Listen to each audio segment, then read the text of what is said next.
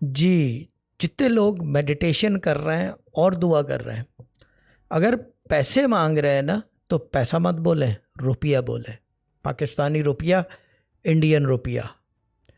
Dubai के लोग दिरहम, Saudi अरब रियाल मांगे, America dollars and UK pounds. अगर आपने पैसा बोला तो पैसा आएगा। अगर आपने बोला अगर रिस्क बढ़ जाए, मेरा रिस्क में सारी चीज़ें आती हैं, सारी चीज़ें आहिस्ते आहिस्ते पॉकेट्स ऑफ थिंग्स भरेंगी।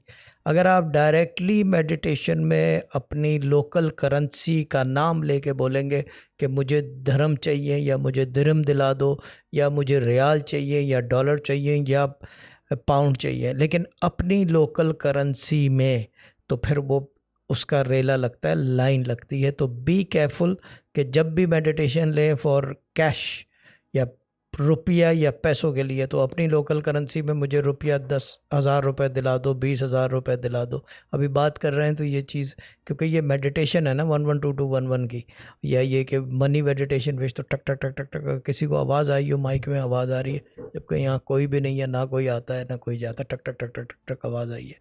ये एक साइन होता है, ये कोई वजह होती है उसकी, यानी कि इससे ये टक टक टक टक से मुझे जो है ठंडी लगने लग गई है। अब मैं एक और क्या बताऊँ, आदमी खुद समझदार हैं जो इल्म वाले हैं, समझ जाएंगे मैं